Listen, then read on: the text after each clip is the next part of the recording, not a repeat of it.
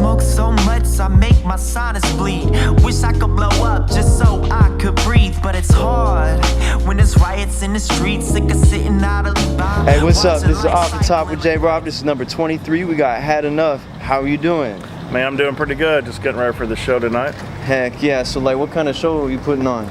We got Devils and Chronics album release show. I've been working with these guys for a little bit. I personally record them and mix for them, and they've been working on some songs. Finally decided to put an album together, and I kind of just been taking these guys under my wing a little bit. Roach, and I got Chase. Roach actually works with me. He's my merch guy, driver, roadie, and he does an excellent job.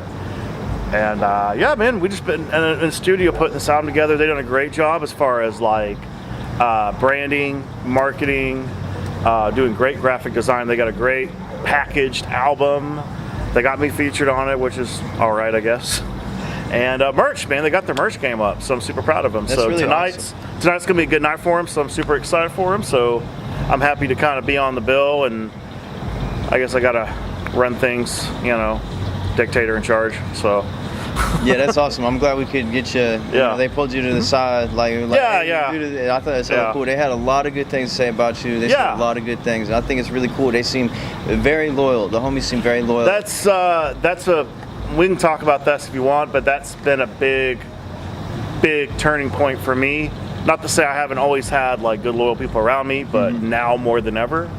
Like shout out to them, Freitas, Patch Flowers, just to name a few people that I've had around me. You'll see them on a lineup wherever I may be. Definitely you see them on my tours. Just, I don't know, man, whenever, and there's a few other people I could name. Brett Sires, The House Plug, Unknown Caprice, DJ Young Gator, he's the DJ tonight. That's awesome. Me and him are rocking with each other for a while. DJ Phoenix, Sean Davis, just to name some people that I've been real close to lately, and just the positive energy they all bring makes it a lot more fun. So like, what makes you want to help people? It's kind of been my nature to, when I started out, when I started out, I was in metal bands for about 10 years. And when I started out, it was probably early 2000s, so the internet was still kind of new, but it was around the time where people were kind of realizing the internet was a good networking tool. So there was a thing called TulsaBands.com, and I remember trying to start a band and just get started, and I didn't know anything about the music scene, and on there, the troll thing was already there. Like you say, hey, I want to do a little mixture of hip hop, a little mixture of maybe rock and metal. People calling you want to be Fred Durst. People talking shit, people hating and all that stuff. And it's kind of discouraging because you're actually serious. You want to do something different. People want to lump you in a box. For real. And when I got a band going, our first show, and this is not a flex, this is how it went down, a lot of the guys were kind of unsure about, hey, they do shows here. We should talk to them about getting us a show. And then I said, man, worst thing they're going to say no. So I just came up to them, and then we kind of built that relationship, and we networked off of that. So did that. After I did the metal thing, went solo, did hip hop, and I've been a hip hop fan since I was a kid, like most people. When I was high school, I was hip hop, punk, and metal, and now I'm kind of all three.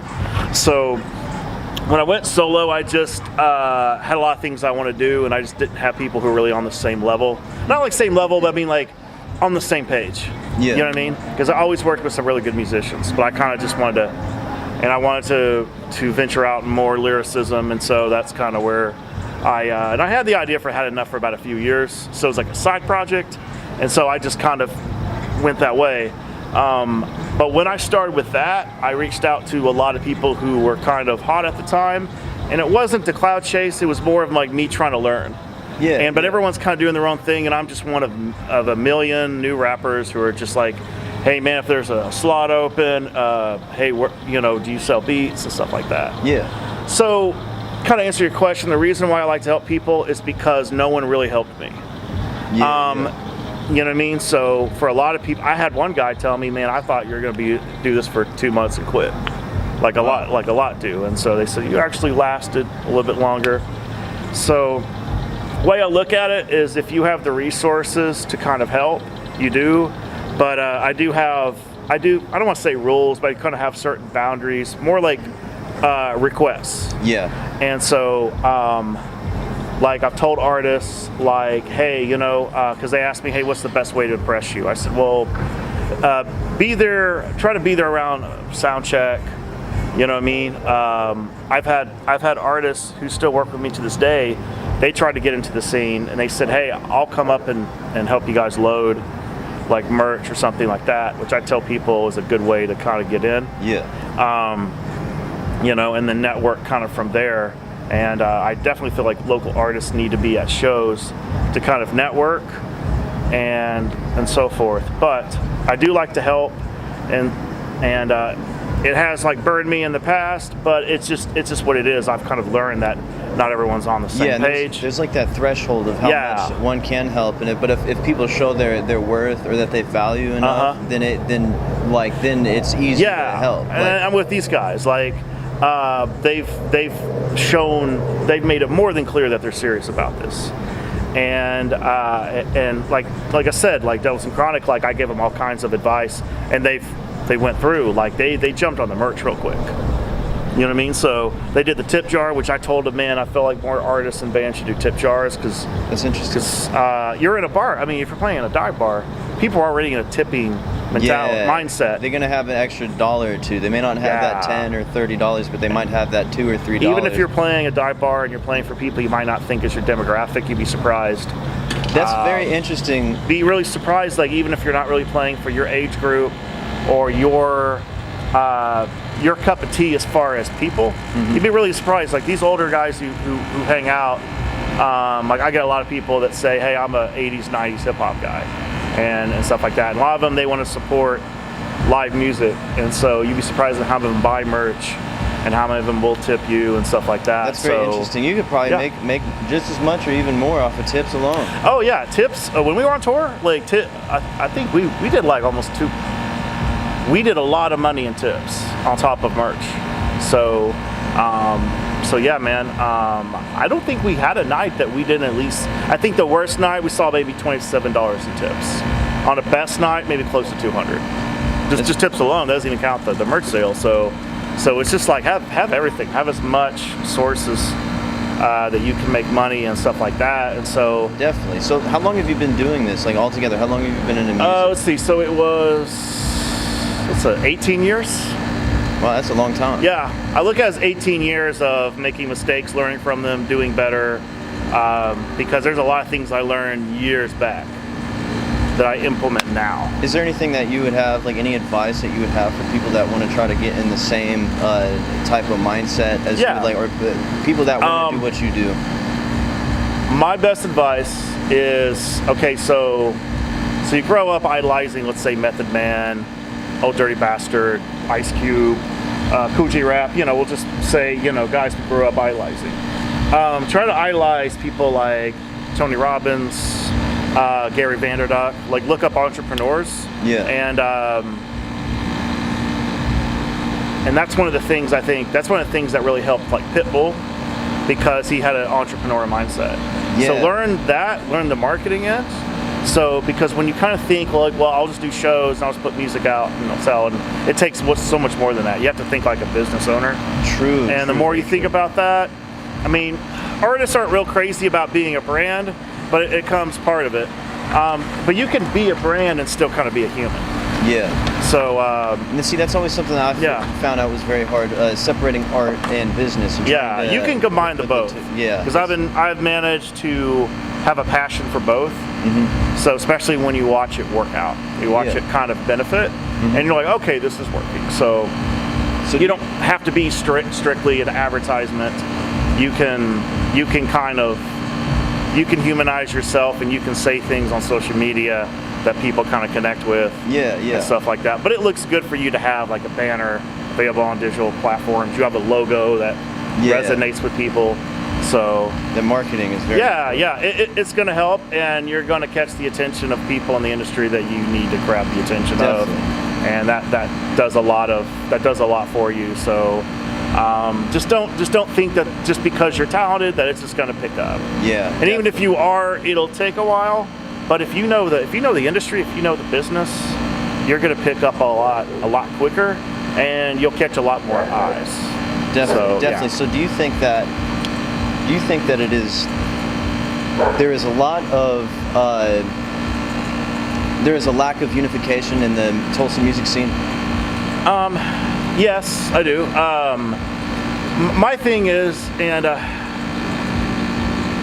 mean, I've been to a lot of different cities and states, so I've seen like the difference. I'm not gonna chop it down and say like it's just Tulsa. Yeah.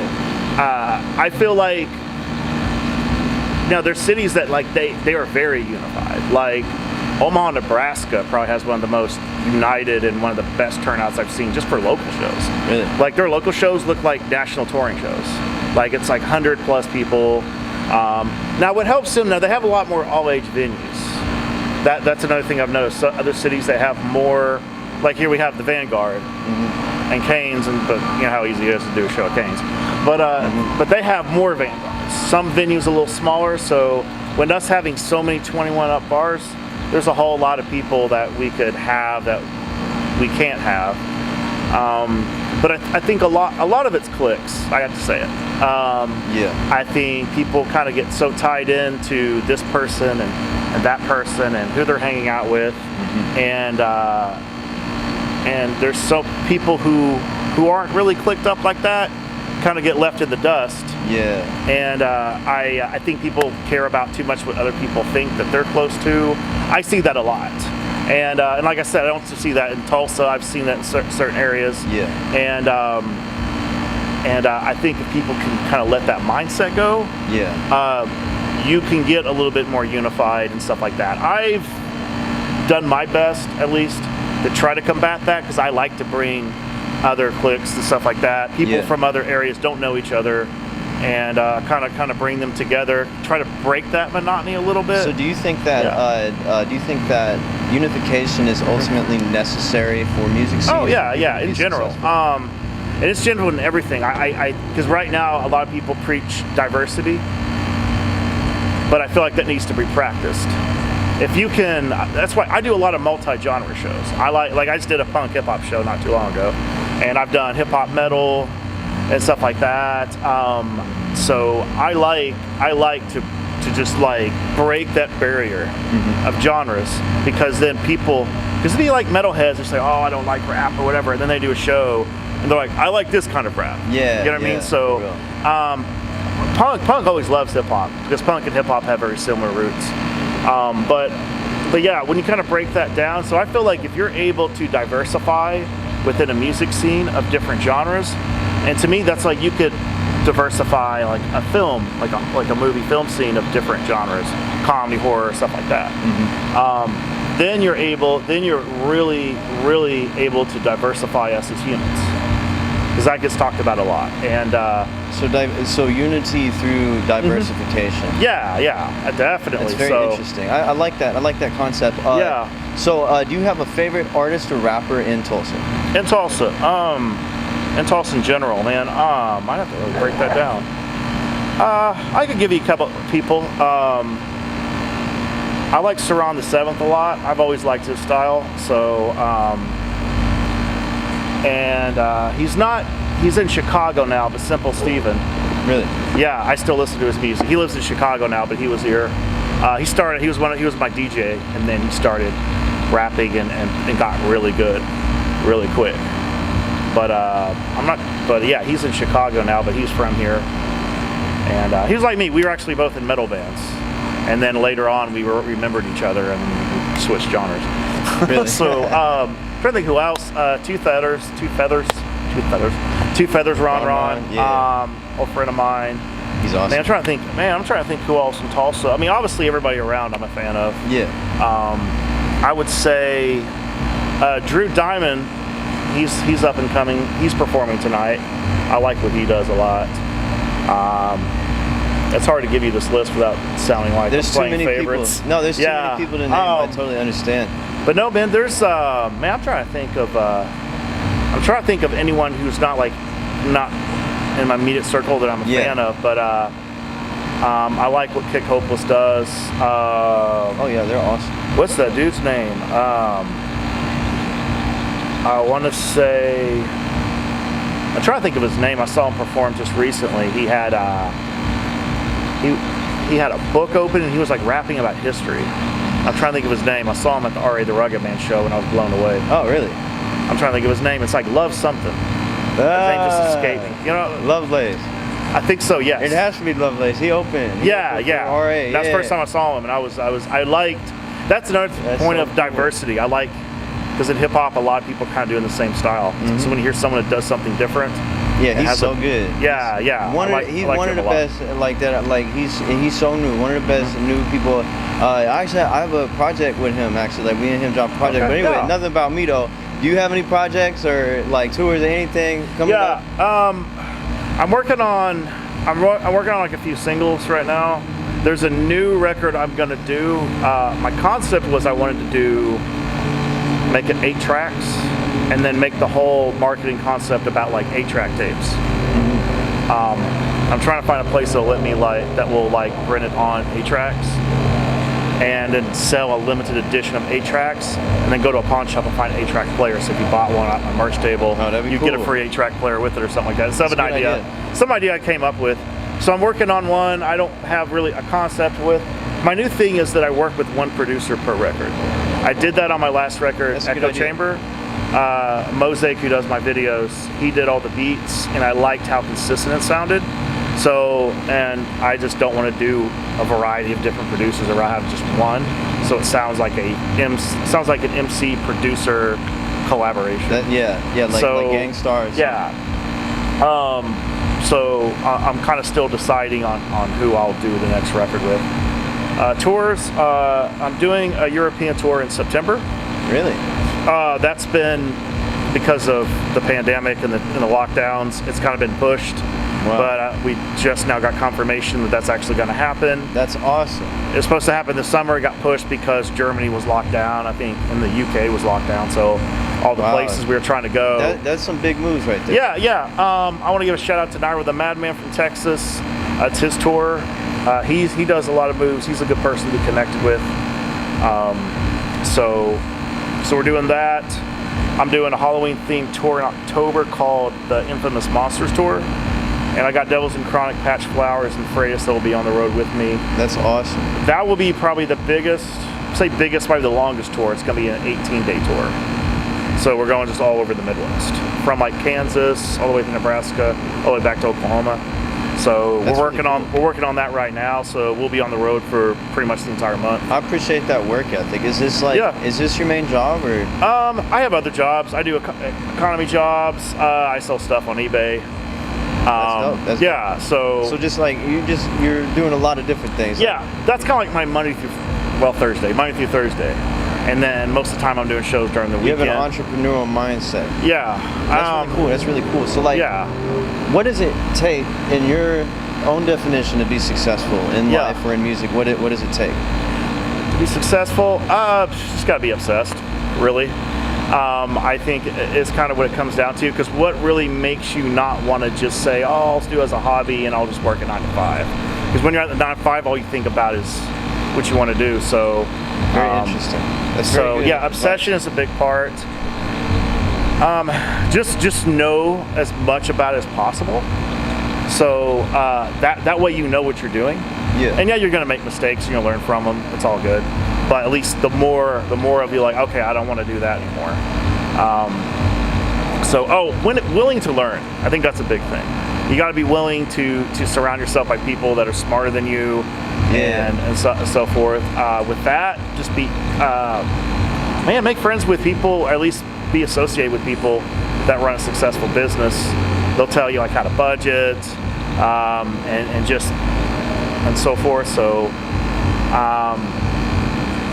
yeah, man. A lot of it. I will definitely say this: if you start making money from it, you put 10% in your pocket, just so you can enjoy the fruits of your labor. But put the rest of it right back in, like stashed away, and then take a portion and invest it here and there. Because I made the mistake. I would do a great show and then sell a lot of merch, and then I go to the bar. I learned from that. I was just like, I shouldn't have done that. I'll bring like a stack. I'll bring like a little portion of money if I want to have a few drinks, if I had a good show. But I'm learning not to Definitely. not to blow money, and it takes a while because we're so programmed by mainstream rap that we feel like when we make money we have to go spend it. For real. And then you're broke. So you always want to learn how to like budget and then save and then invest and keep more money coming in. So okay, dope. I want to ask you a random question though, and 9/11 was an inside job. What you think? Yeah. I was pretty convinced. If it's not, there's I believe either it was or, I mean, they knew that shit was going to happen. So it's either that or they just let it happen so they had a reason to go to war. And I have similar feelings about the whole COVID thing. Yeah, I hope I don't get your video taken down for saying this. No, I'm about to ask the same thing with COVID. What you think about that? I mean, here's the way I look at it: is I don't think it's a hoax. I don't think it's as fucking dangerous as we were made out to be. But I definitely feel on the outside that people should probably take their health a little bit more seriously. Yeah. When people try to say that America had the worst, due to leadership, I was like, we've never had good leadership, so we'll just say that. But second, we're a fat country. I hate to say it, but we're an obese country. If you look up CDC, 80% of people are hospitalized and died were morbidly obese. That says all you need to say. And not to be insensitive to senior citizens. I mean, I'd say definitely look out for your grandparents. But to be realistic, 75 is is what people are expected. The average, most people don't live past 75. Yeah.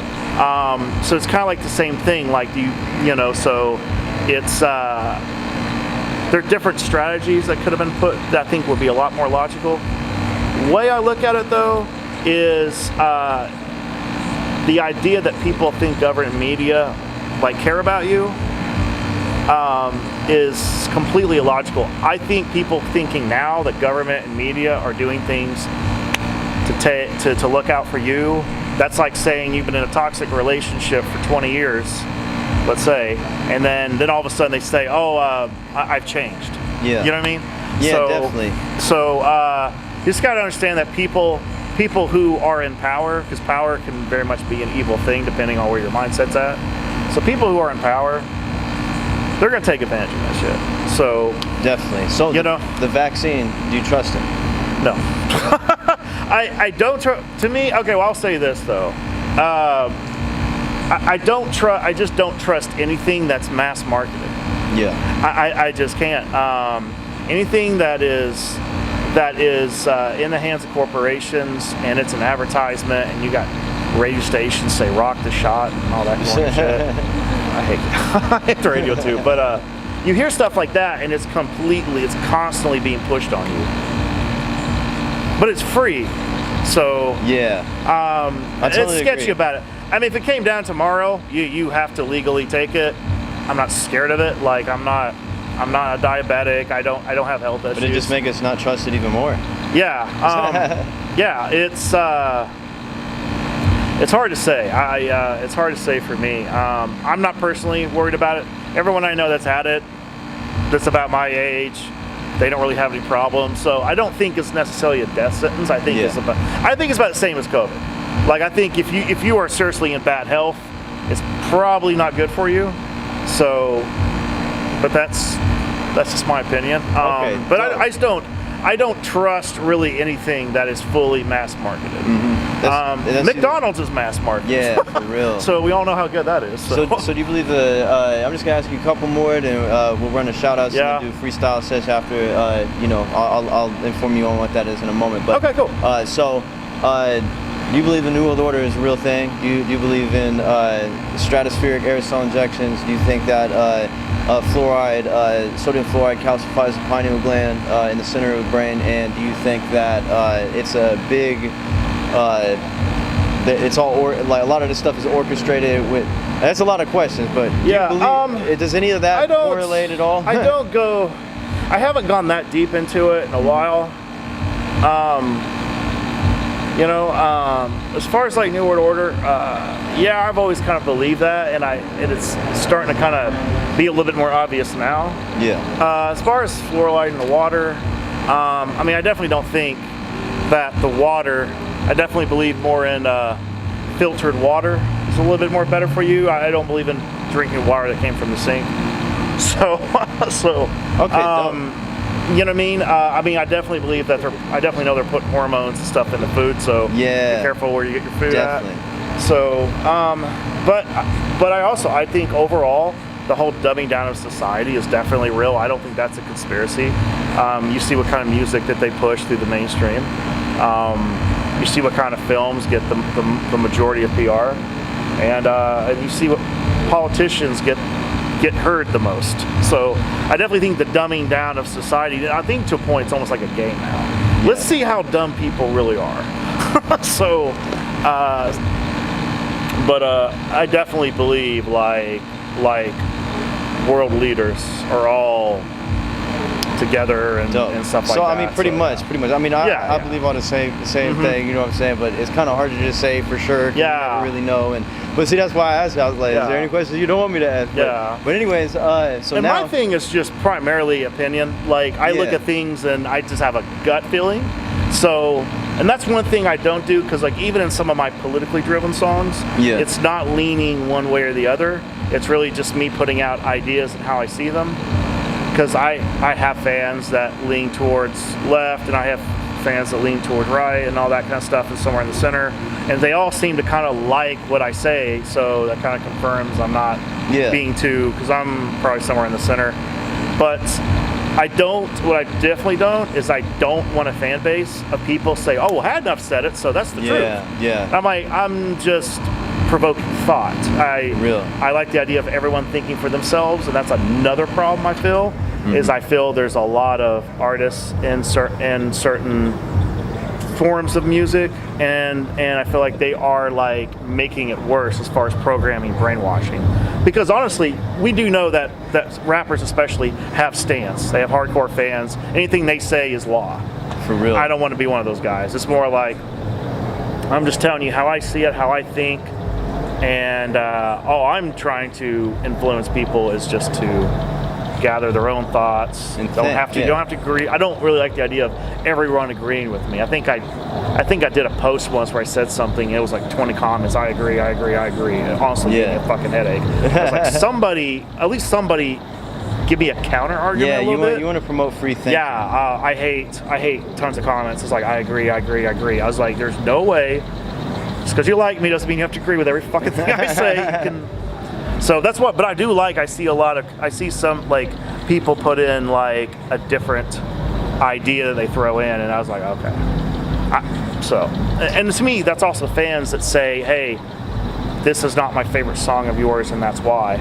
Or it's like, hey, you should do more stuff like this. Yeah. Because I take that, I write those down, and so when I work on new music, I'm kind of, you know what I mean? I like to stay out of the echo chamber of, definitely. of everything, ironically, because that's my last record name, but I like to stay out of the whole echo chamber views. It's hard to progress when all you hear is yes. For real. You want to hear like a no and a maybe, or I definitely feel the same way. It's good to disagree. It's good to argue sometimes. So that's great. But yeah, so now we're at the portion of shout out anybody and everybody you can think of that you think, shout out your homies. Okay, yeah, definitely. Patch Flowers, he's definitely one of my favorite Oklahoma artists. He's just not in Tulsa. That's what I was looking at. But no, Patch Flowers, Devils and Chronic, Freitas, definitely DJ Phoenix, Cheyenne Davis, Tulsa Made, Spades. I'm drawing a blank. I'm just throwing names at the hat. There's a lot of good MCs like out throughout the Midwest. Jay Influential is definitely a name you want to look up. And I'm meeting new artists every day, especially when you tour. You discover a lot of new people. I'm really bad at remembering everyone's names.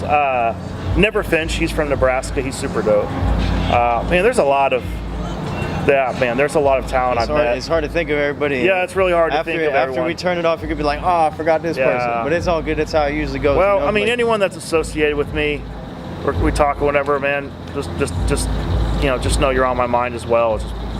hard to think of names off the top. Yeah. But yeah. So do you? I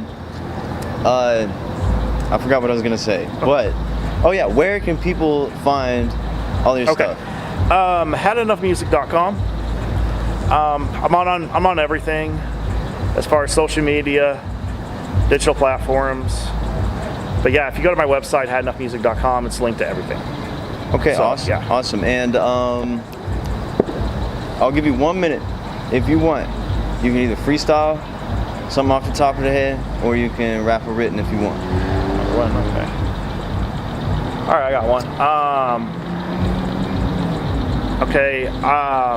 Here's one I wrote. It was a song called Pandemic. I wrote, recorded, released this right after it happened. And it goes, I don't remember how it goes.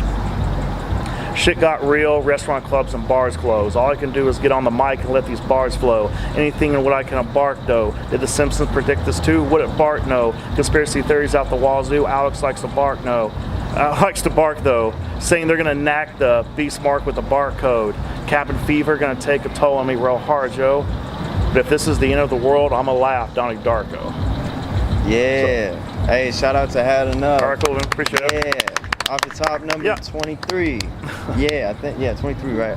I haven't done that verse in like over a year, so I was like off of it. Shout out to you though. All right, man.